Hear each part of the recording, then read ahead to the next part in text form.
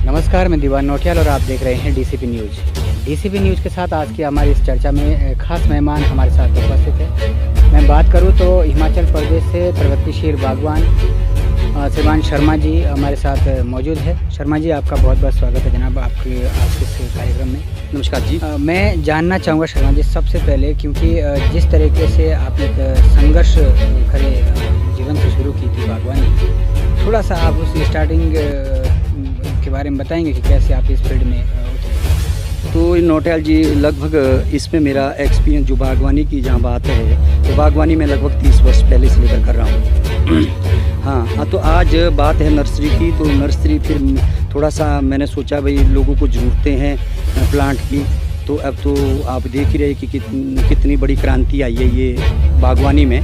तो इसलिए हमने थोड़ा सा हट के, बागवानी से हट करके हमने नर्सरी में अपने आप को ये सोचा कि भैया नर्सरी में जाते हैं, ज़रा नर्सरी में लोगों को बढ़िया से प्लांट तैयार करके, और लोग बगीचे तैयार कर ही रहे, इससे अपना आय का साधन भी होगा और लोगों को वैरायटियाँ भी दे देंगे और लोगों को बढ़िया प्लांट हम दे देंगे। इसलिए हम आज पांवटा की इस क्षेत्र में आप लगभग 20-22 उसमें बागवानी कर रहे हैं, नर्सरी कर रहे हैं। जी 20-22 बीघा में। जी, इससे पहले जो आपने बागवानी की है गांव से स्टार्टिंग की थी? जी, मैं एक्चुअली मेरे घर तहसील चौपाल में जी, तहसील चौपाल जिला शिमला हिमाचल प्रदेश। तो नेरवा एक जगह पड़ती है, और मेरे बेसिकली मैं नेरवा से हूँ और गांव का नाम मेरे बासवा है और मैं वहाँ से बिलोंग करता हूँ। एक्चुअली जो मेरा प्रोफेशन पहले जो था वो मेरे बागवानी है। मैंने हाई डेंसिटी में भी काम किया हुआ है। लगभग 15 साल पहले मैंने 106 जो रूट स्टॉक सीरीज़ है उसमें मैंने बागवानी करी है 15 साल पहले से।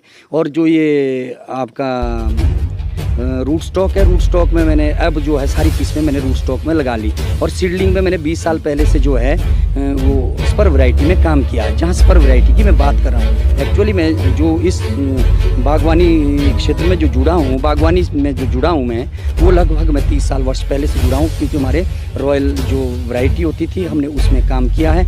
आज की डेट में हम जो है रूट स्टॉक में काम कर रहे हैं और सीडलिंग भी हम तैयार कर रहे हैं, क्योंकि लोगों के पास ऑप्शन है, कोई सीडलिंग लगा रहा है, कोई रूट स्टॉक लगा रहा है। तो इसलिए हमने इस बार मैक्सिमम हमने जो है सीडलिंग में प्लांट तैयार किया है। सीडलिंग क्या होता है ये भी मैं बता लूँ। सीडलिंग वो पौधा होता है जो बीज से तैयार होता है और उसमें हम कलम करते हैं, उसको सीडलिंग बोलते हैं। जो रूट से जो पौधा तैयार होता है उसको रूट स्टॉक बोलते हैं, और उसमें कलम तैयार करते हैं तो वो रूट स्टॉक पे तैयार हुआ पौधा कहलाता है। जी, मेरा जो आज का आपके साथ इस चर्चा का जो मुख्य उद्देश्य है शर्मा जी, हिमाचल प्रदेश तो पूर्व से ही बागवानी में अग्रणी भूमिका में रहा है और बहुत अच्छा भी कर रहा है। लेकिन उत्तराखंड की अगर मैं बात करूं तो पहाड़ों से पलायन भी एक बहुत ही क्रिटिकल मुद्दा इस समय है हमारे उन पहाड़ों पर क्या ये बागवानी नहीं हो सकती है, और इसके माध्यम से कहीं ना कहीं पलायन भी हम रोक सकते हैं? क्या कहना? बिल्कुल नौटियाल जी, जहाँ तक मेरी जानकारी के अनुसार जो मुझे जानकारी है, क्योंकि मैं इतने लंबे समय से इससे जुड़ा हूँ, तो मैं 100% आपको बता सकता हूँ कि 100% जो सक्सेस है आपको इसमें मिलेगी।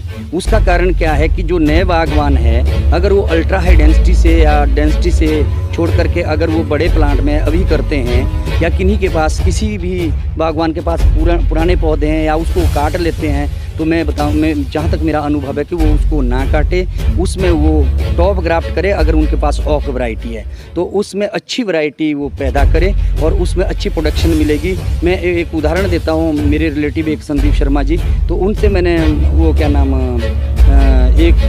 एक प्लांट उनसे वो करवाया था, टॉप ग्राफ्ट करवाया था। तो इस बार उनके उसमें 10 पेटियाँ निकली नौटियाल जी, तो उन्होंने वहीं पे बेच ली, वो घर ही में बेच ली 2600 के हिसाब से। तो एक प्लांट का जो सेब लगा था वो 26,000 में बिक गया सेम प्लेस, जहाँ उन्होंने तोड़ा और वहीं पे भरा और वहीं पे फिर अब मेरे को बताते हैं कि अगर हमने आपकी बात मानी होती तो शायद हम इतने सारे बगीचा तैयार करते टॉप ग्राफ्ट करके और नई वैरायटी तैयार करते, और हमारे को 10 नहीं 5 पेटी की एवरेज भी आती, तो हमारा कहाँ से। अब आपने एक मुख्य बात यहाँ पर कही है जो मैं समझता हूँ, क्योंकि बागवानी करने के लिए विशेष तौर पर आर्थिक स्थिति का मजबूत होना भी बहुत ज़रूरी है, जिस तरीके से वैरायटीज़ आज सामने आ रही हैं। जी। लेकिन आपने कहा कि पुरानी अगर पौध है वो अगर ख़राब है तो उसी में भी आप बेहतर कर सकते हैं। जी। ये एक बहुत अच्छी बात होगी उन सभी के लिए जो जाने अनजाने पौधे तो लगा दिए, लेकिन अभी तक उनकी जो है फसल बढ़िया से नहीं हो पा रही है, अगर हम सेब की बात करें। हाँ जी, तो उसमें क्या है दीवान जी, एक्चुअली उसमें कमी कुछ नहीं है। उसमें जो कमी होती है वो होती है पॉलिनेशन की। जब हमारे पास उसमें पॉलिनाइज़र नहीं होगा तो उसमें सेब नहीं होगा। तो इसीलिए हमारे को जो पॉलन की जो आवश्यकता है उसमें, तो उसके लिए हमारे को पॉलिनाइज़र तैयार करना पड़ेगा। तो पॉलिनाइज़र वैरायटियाँ बहुत सारे पॉलिनाइज़र हैं आज की डेट में। तो ऐसा कि आप अगर गाला सीरीज़ जो आई है, आप गाला भी लगाएंगे तो इस टाइम जो गाला जो बिक रहा है, मैं आपको जानकारी दे दूं, आज की डेट में 2200 रुपये मेरे मित्र है सुरेंद्र तंगड़ाई जी, तो 2200 रुपये गिफ्ट पैक बेच करके आए हैं जयपुर से। तो यानी कि गिफ्ट पैक में 12-13 किलो सेब आता है, तो 2200 रुपये वो बेच के आ गए। तो मेरा कहने का मतलब ये है कि अगर आप गाला वैरायटी भी उसमें लगाते, उससे क्या होगा कि पॉलिनेशन भी उसमें होगा, पॉलिनेशन भी होगा और उसमें सेब भी आएंगे। यानी कि जो आपका डिलीशियस वैरायटी थी उसी के रेट में आज जो है वो जो नई वैरायटी जो गाला वैरायटी है वो भी बिक रही है। और सेकेंडली मैं आपको ये बता लूँ, जो आने वाले टाइम में ये खट्टी मीठी वैरायटियाँ हिंदुस्तान के अंदर खट्टी मीठी जो वैरायटियाँ हैं वो बिकनी है। तो इस टाइम मैं नौटियाल जी थोड़ा सा आपको बताना चाहूँगा कि मेरा यहाँ पे थोड़ा जो काम है, ये लगभग इस बार मेरे पास कुछ नहीं है, तो कोई 35,000 मेरे पास ये सीडलिंग में जो प्लांट तैयार हुए हैं, ये 35,000 प्लांट है। इसमें जो वैरायटीज़ है वो जैसे रेडलम गाला है और आपका जेरोमाइन है, रेड ब्लॉक्स है, रेड कैप वेल्टॉड है और स्कारलेट 2 है। और ये इस तरह की बहुत सारी जो वैरायटियाँ मैंने लगभग 6-7 वैरायटी, ज़्यादा नहीं मैंने तैयार की है, 6-7 वैरायटियाँ तैयार की है।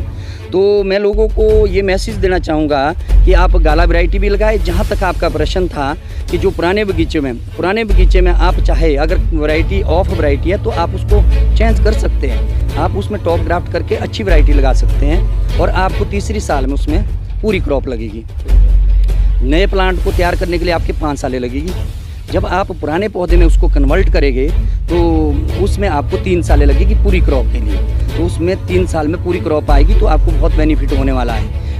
हाँ जी, पॉलिनाइजर की आपने बात की, तो ये जैसे पुराने पौधे हैं तो उसमें फिर कैसे इसको हाँ जी सकता है? जैसे नौटियाल जी आपके पास सपोज करो कि आपके एक लाइन में 10 प्लांट लगे हुए हैं, तो 10 प्लांट में आपने कम से कम 3 प्लांट उसमें चेंज करने हैं पॉलिनाइजर के।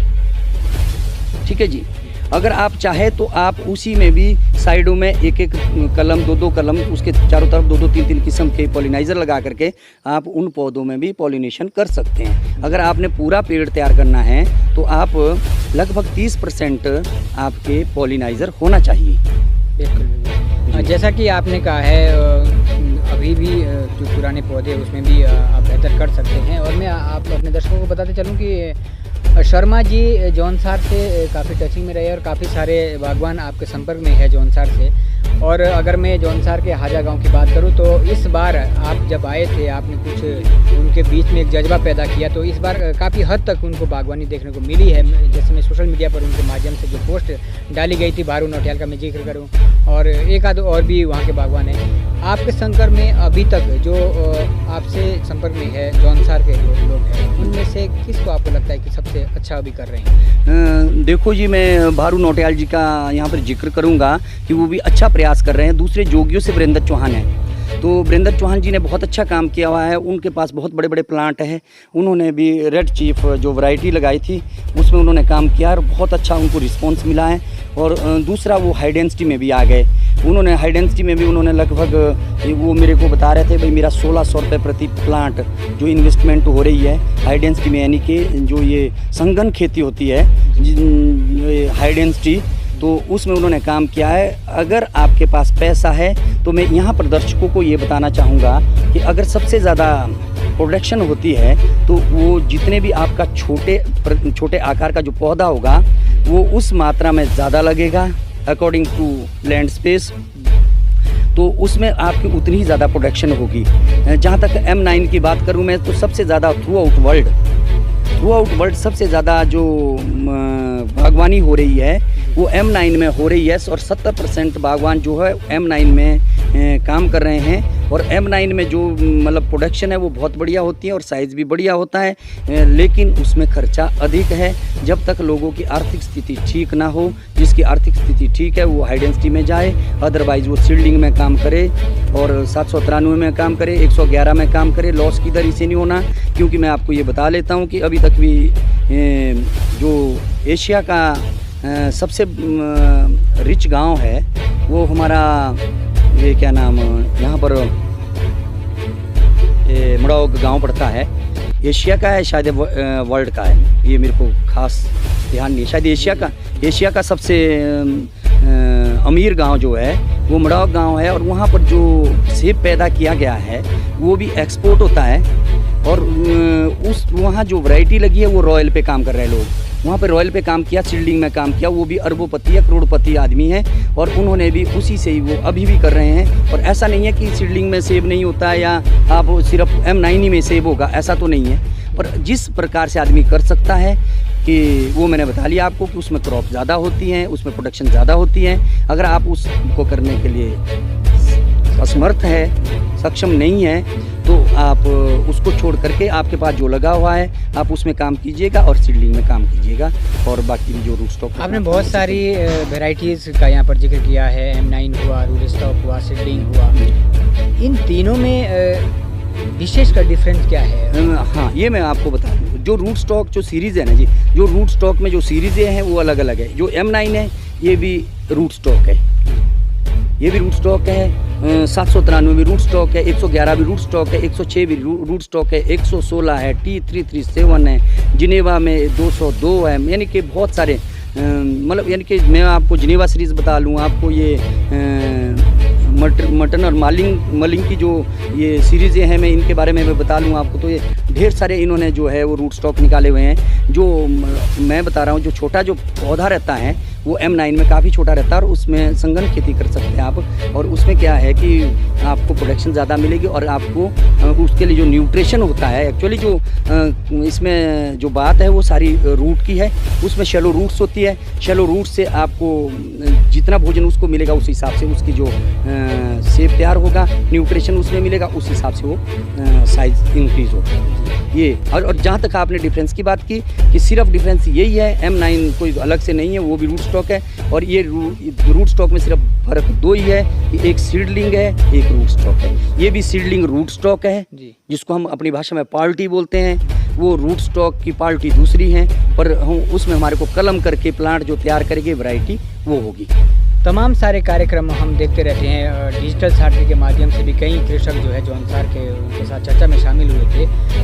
उन सब का एक ये भी कहना था कि विशेषकर पहाड़ों पर जो पानी की जो कमी है, कोई ऐसी किस्म का पौधा जो कम मात्रा में भी, अगर पानी कम मात्रा में हो तो उसमें भी उग सकता है या फल दे सकता है? बिल्कुल बिल्कुल दे सकता जी। जैसे कि आपको मैं बताऊं, यहाँ पे ये मैं जैसे ये प्लांट थे, लगभग इसकी 7-7 फुट हाइट चली गई थी, तो अभी भी ये 4-4 फुट की हाइट में हमने रख लिए काट के। 6-6 फुट की हाइट चली गई थी कईयों की, 7 की। तो इसमें क्या है कि ये सीडलिंग है, तो आप वहाँ पे सीडलिंग लगा सकते हैं। और सेकेंडली आप अगर रूट स्टॉक में जाना चाहते हैं तो 793 लगाइए, आप 111 लगाइए, क्योंकि अगर आपके पास पानी नहीं है, अगर बिना पानी के आप ये चीज़ें वहाँ पे उगा सकते हैं। और वैरायटी आप 111 में आपने जो तैयार करनी है वो तैयार कर सकते हैं। वो हाइट को देख करके, जैसे जो एलिवेशन है, लो एलिवेशन में हाई कलरिंग स्ट्रेन लगेगी, जो हाइट में है वो थोड़ा जो ये डिलीशियस वैरायटी है जो अमेरिका की मैं आपको बता लूँ, जैसे एडम्स पर है और आपका हैपकिस पर है, ऑर्गन 2 है और अर्ली रेड 1 है। अगर आप ये वैरायटियाँ लगाएंगे तो हाइट में ये बहुत बेहतरीन होने वाली है, बल्कि ज़्यादा हाइट में आपके जो है एडम भी नहीं लगेगा।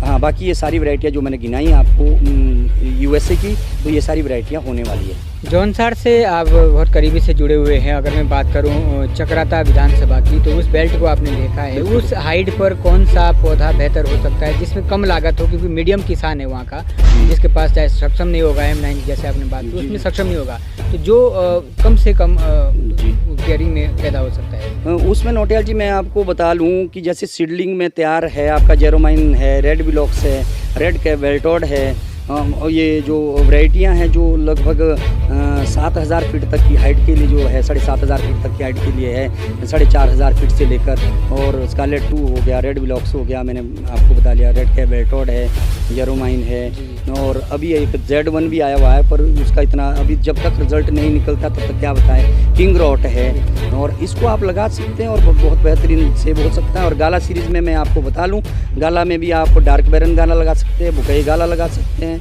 और आपका रेडलम गाला लगा सकते हैं। गेल गाला का इस बार बहुत अच्छा रिजल्ट रहा है, ये बहुत यानी कि 9-10 साल से हमारे बीच में ये गाला चला है और इसका काफ़ी अच्छा दाम मिल रहा है अभी गेल गाला। और बाकी जो नए गाले आए वो तो और भी बेहतरीन है, तो इसलिए मैं शनिको रेड हैं, यानी कि बहुत सारे गाले हैं, अल्टीमा गाला है, बहुत सारे गाला में बहुत सारी स्ट्रेनें आई हुई है, बहुत सारी सीरीज आई हुई है, तो इसमें तो ये लगातार आप हमारी चर्चा को देख रहे हैं, और जैसा कि तमाम सारी वैरायटी के बारे में शर्मा जी ने जिक्र किया है, और मीडियम किसान के लिए खासतौर पर चक्रोता बेल्ट में कौन सा पौधा हो सकता है।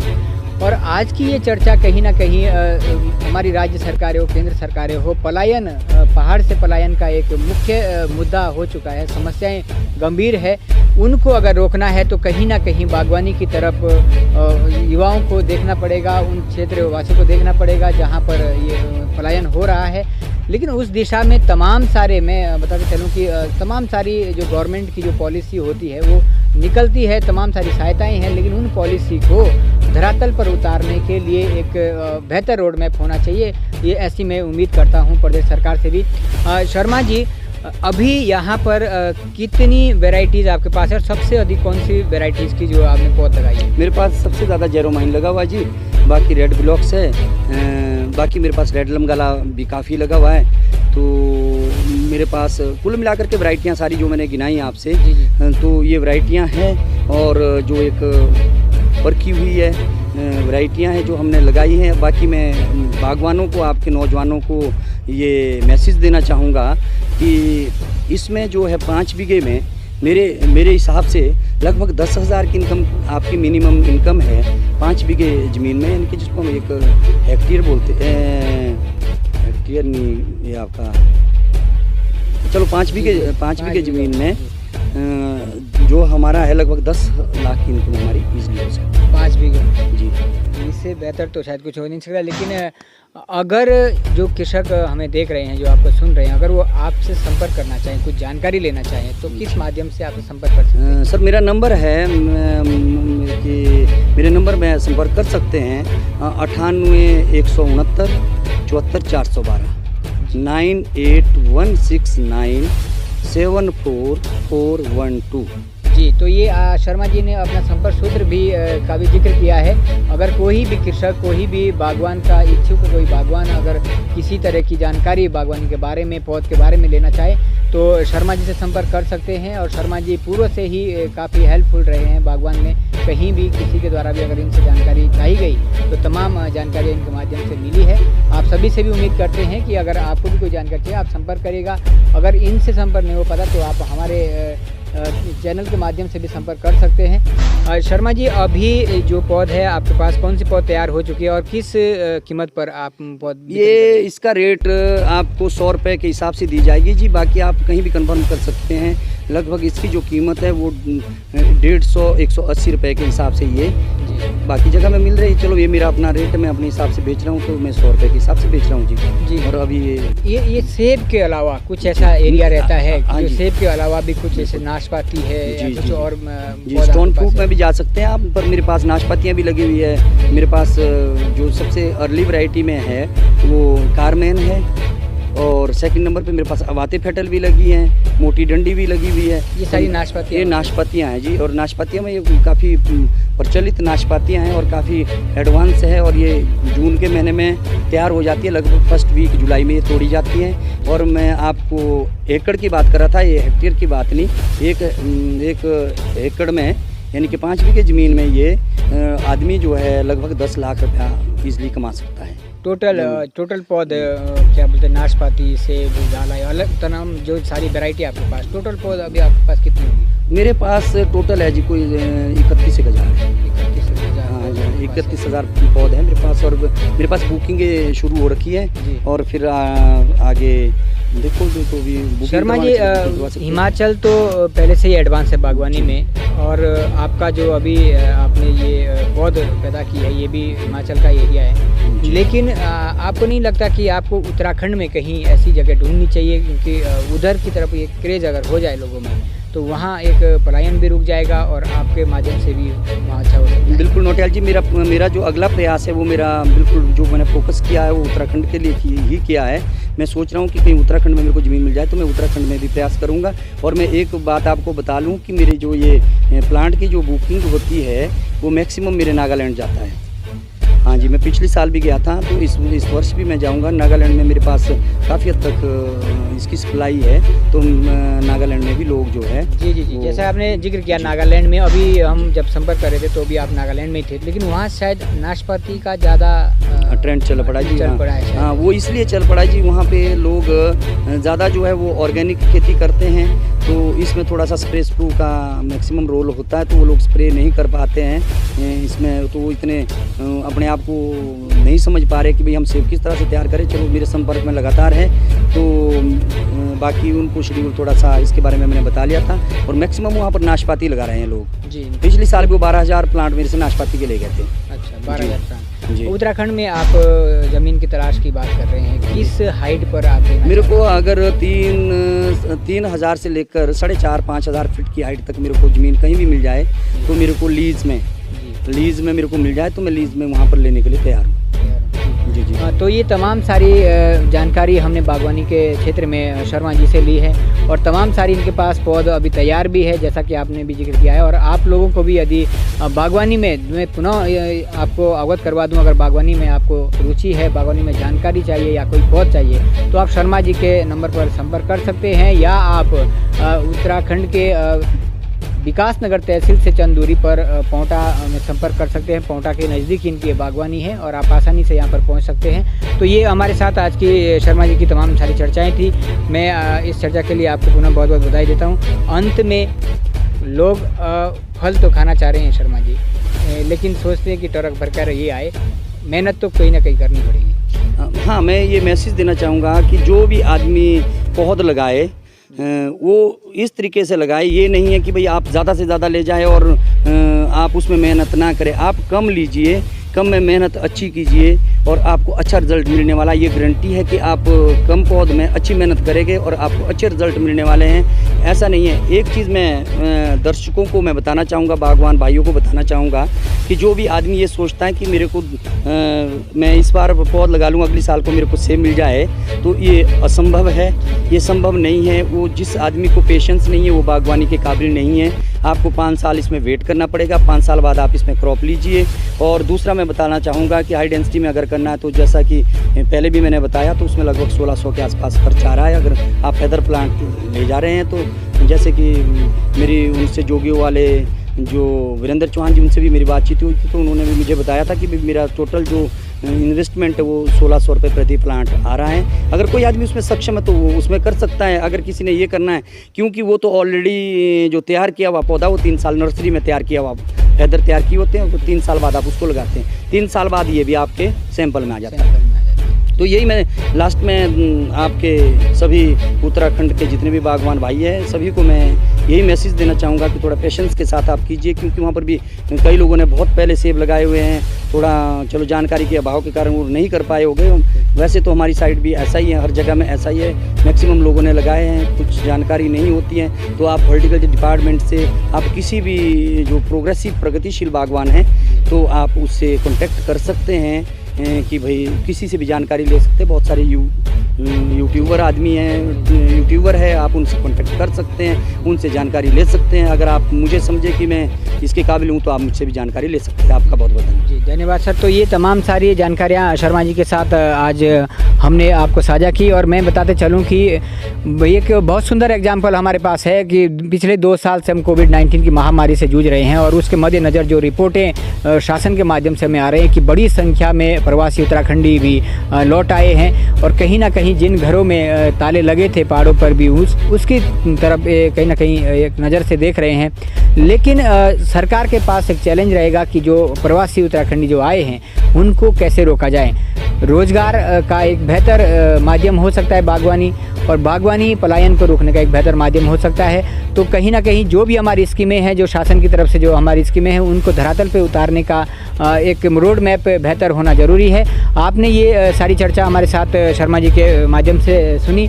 आप इस तरह की हम अन्य चर्चाओं के लिए भी लगातार आप सभी के बीच में लाते रहेंगे। तब तक के लिए बने रहेगा DCP न्यूज़ के साथ।